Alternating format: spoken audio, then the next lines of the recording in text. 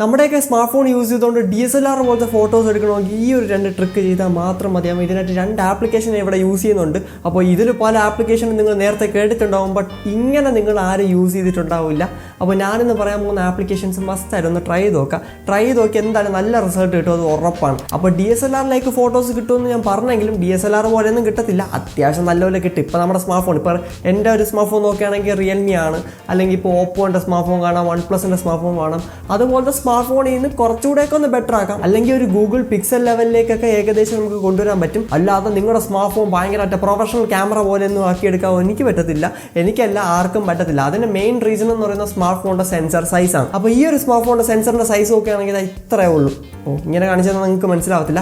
ഇങ്ങനെ നോക്കിക്കോ, ഈ ഒരു ചെറിയ സെൻസറാണ് നമ്മുടെ സ്മാർട്ട് ഫോണിൽ യൂസ് ചെയ്തിരിക്കുന്നത്. ആ ഒരു സൈഡിൽ കൊടുത്തിരിക്കുന്ന സ്മാർട്ട് ഫോൺ സെൻസർ എന്ന് പറയുന്ന ആ ചെറിയ സാധനമാണ്. അതേ സമയത്ത് ഒരു ക്യാമറയുടെയൊക്കെ സെൻസർ നോക്കുകയാണെങ്കിൽ അത്യാവശ്യം നല്ല വലിപ്പമുണ്ട്. ആ ഒരു സെൻസർ നിങ്ങൾക്ക് നോക്കുമ്പോൾ മനസ്സിലാവും. ഫുൾ ഫ്രെയിം സെൻസർ ഉണ്ട്. ഫുൾ ഫ്രെയിം എന്ന് പറയുമ്പോൾ കുറച്ച് പ്രൊഫഷണൽ ക്യാമറാസിലാണ് ഫുൾ ഫ്രെയിം സെൻസർ വരുന്നത്. അതുപോലെ തന്നെയാണ് ക്രോപ്പ് സെൻസറൊക്കെ വരുന്നുണ്ട്. ആ ഒരു ക്രോപ്പ് സെൻസർ നോക്കിയാൽ പോലും നമ്മുടെ സ്മാർട്ട് ഫോണിനും കാട്ടും ഫാർ ഫാർ ഫാർ വലുതാണ്. അതുകൊണ്ട് തന്നെ വളരെ നല്ല ക്വാളിറ്റിയും നല്ല ലോ ലൈറ്റ് പെർഫോമൻസ് ഒക്കെ കിട്ടും. അത് മാത്രമല്ല, നമ്മുടെ സ്മാർട്ട് ഫോൺസ് പോലെ അല്ല, നമ്മുടെ ക്യാമറാസ് നോക്കുകയാണെങ്കിൽ നമുക്ക് അവിടെ ലെൻസ് മാറ്റാൻ പറ്റും. അതേസമയത്ത് നമ്മുടെ സ്മാർട്ട് ഫോൺസ് നോക്കുകയാണെങ്കിൽ ലെൻസ് ഫിക്സഡ് ആയിരിക്കും. അതാണ് നമ്മുടെ സ്മാർട്ട് ഫോണിൽ ട്രിപ്പിൾ ക്യാമറ, ഡുവൽ ക്യാമറ എന്നൊക്കെ പറഞ്ഞു കൊടുക്കുന്നതിന്റെ മെയിൻ റീസൺ ഇതാണ്. നമ്മുടെ സ്മാർട്ട് ഫോണിൽ ലെൻസ് ഇങ്ങനെ മാറ്റിയിടാനൊന്നും പറ്റത്തില്ല, അത് ഈ പോർട്ടബിലിറ്റിയെ ബാധിക്കും. മാത്രമല്ല ചെറിയ സെൻസറാണ്, അതിന് ചെറിയ രീതിയിലുള്ള ലെൻസും കാര്യങ്ങളൊക്കെ മതിയാവും. അപ്പോൾ നമ്മുടെ ഈ ഒരു സ്മാർട്ട് ഫോൺ ഇപ്പോൾ റിയൽമി ആവട്ടെ, ഓപ്പോ ആവട്ടെ, ഏത് ബ്രാൻഡിന്റെ സ്മാർട്ട് ഫോൺ ആയാലും അതിന്റെ ക്വാളിറ്റി കൂട്ടി നോക്കി നമ്മൾ പ്ലേ സ്റ്റോറിൽ പോയിട്ട് ഓപ്പൺ ക്യാമറ എന്ന് പറയുന്ന ആപ്ലിക്കേഷൻ ഇൻസ്റ്റാൾ ചെയ്യുക. ഈ ഓപ്പൺ ക്യാമറ എന്ന് പറയുന്ന 3-4 MB വരുന്ന ഒരു ആപ്ലിക്കേഷനാണ്. പക്ഷേ ഈ ഒരു ആപ്ലിക്കേഷന്റെ ഫ്ലെക്സിബിലിറ്റി എന്ന് പറയുന്നത് നെക്സ്റ്റ് ലെവലാണ്. ഇതിനകത്ത് മാനുവൽ കൺട്രോൾസ് ഒക്കെ നമുക്ക് കിട്ടുന്നുണ്ട്. ഇപ്പോൾ മേളൊരു പ്ലസ് ആൻഡ് മൈനസ് ഐക്കൺ കാണാം, അവിടെ നമുക്ക് എക്സ്പോഷർ ഒക്കെ അഡ്ജസ്റ്റ് ചെയ്യാൻ പറ്റും. ഇപ്പോൾ നിങ്ങൾ കാണും പോലെ പല രീതിയിൽ നമുക്ക് എക്സ്പോഷർ അഡ്ജസ്റ്റ് ചെയ്യാൻ പറ്റും. ഇപ്പോൾ എൻ്റെ ഫ്രണ്ടിൽ നല്ല ലൈറ്റിംഗ് ഉള്ളതുകൊണ്ടാണ്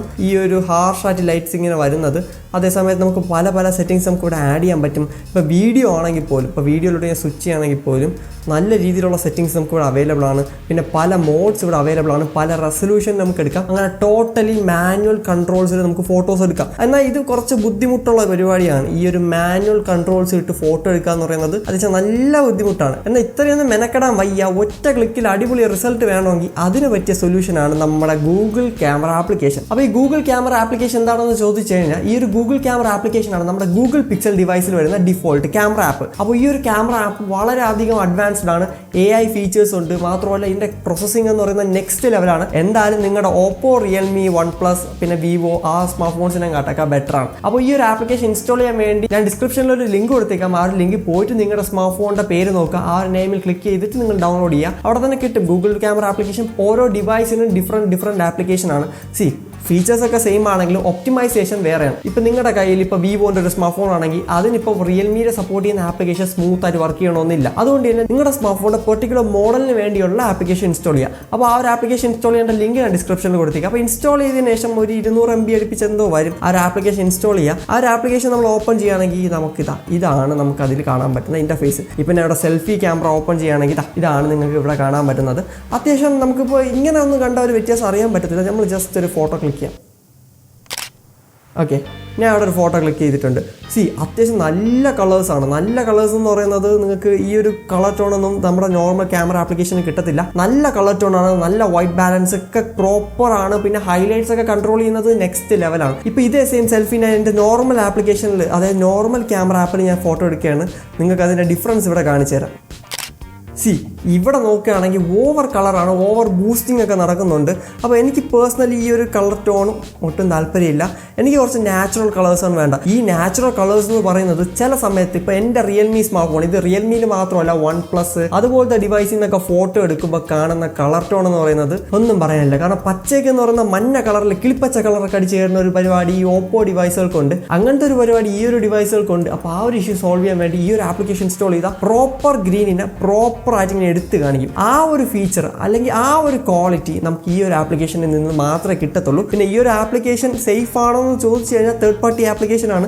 നമ്മൾ പ്ലേ സ്റ്റോറിൽ പോയെന്ന് സെർച്ച് ചെയ്താൽ കിട്ടത്തില്ല. അതുകൊണ്ട് ഞാൻ ഡിസ്ക്രിപ്ഷനിൽ കൊടുത്തിരിക്കുന്ന ലിങ്ക് യൂസ് ചെയ്ത് മാത്രം ഡൗൺലോഡ് ചെയ്യുക. വേറെ വെബ്സൈറ്റിലൊന്നും പോയി ഡൗൺലോഡ് ചെയ്യാതിരിക്കുക. സേഫ് അല്ല എന്ന് ഞാൻ ഉറപ്പിച്ച് പറയുന്നു. അതുകൊണ്ട് തന്നെ ഞാൻ ഡിസ്ക്രിപ്ഷനിൽ തന്നിരിക്കുന്ന ആ ഒരു ലിങ്ക് യൂസ് ചെയ്ത് ഡൗൺലോഡ് ചെയ്യുക. അതാണ് മച്ച് ബെറ്റർ. അപ്പോൾ ഈ ഒരു ഗൂഗിൾ ക്യാമറ ആപ്ലിക്കേഷൻ നമ്മുടെ ഓപ്പൺ ക്യാമറ ആപ്ലിക്കേഷനെ വെച്ച് കമ്പയർ ചെയ്യുകയാണെങ്കിൽ പ്രോസസ്സിംഗ് നിങ്ങൾക്ക് വേണം. നിങ്ങൾക്ക് വലിയ മെനക്കെടാനൊന്നും വയ്യെങ്കിൽ ഈ ഒരു ആപ്ലിക്കേഷൻ യൂസ് ചെയ്യുക. അതിൻ്റെ സാമ്പിൾസ് ഞാൻ ഇവിടെ കാണിച്ചു തരാം.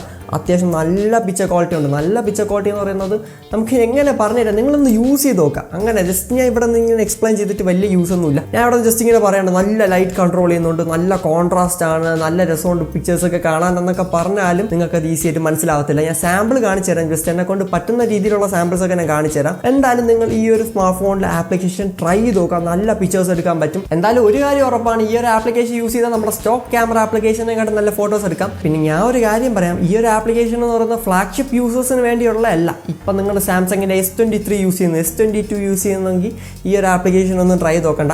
ഇതെന്ന് പറയുന്ന ബഡ്ജറ്റ് ഓറിയൻറ്റഡ് ആയിട്ടുള്ള IQ ഡിവൈസുകൾക്കും വിവോ ഡിവൈസുകൾക്ക് ഓപ്പോ ഡിവൈസുകൾക്കൊക്കെ വേണ്ടിയാണ്. അവർക്ക് കുറച്ചുകൂടെ ക്വാളിറ്റി എങ്ങനെ എക്സ്ട്രാക്ട് ചെയ്യാൻ എടുക്കാമെന്നാണ് ഞാൻ പറഞ്ഞിട്ട് പറഞ്ഞത്. അല്ലെങ്കിൽ നിങ്ങൾക്ക് ഇപ്പോൾ സാംസങ്ങിൻ്റെ S23 അൾട്ര ഉണ്ടെങ്കിൽ സ്മാർട്ട് ഫോണിൻ്റെ ക്യാമറ ആപ്ലിക്കേഷൻ തന്നെ അടിപൊളി പെർഫോമൻസ് നിങ്ങൾക്ക് തരും. പിന്നെ ഈ ഒരു വീഡിയോ ഇഷ്ടമായെങ്കിൽ തീർച്ചയായിട്ടും നമ്മുടെ ചാനൽ സബ്സ്ക്രൈബ് ചെയ്തിട്ട് ബാക്കിയുള്ള വീഡിയോസ് കൂടെ ചെക്ക് ചെയ്യുക. പിന്നെ ഈ ഒരു വീഡിയോ ഇഷ്ടമായ ലൈക്ക് ചെയ്യാൻ മറക്കണ്ട, ഇഷ്ടപ്പെട്ടില്ലെങ്കിൽ 2 പ്രാവശ്യം ഡിസ്ലൈക്ക് ചെയ്തോളൂ.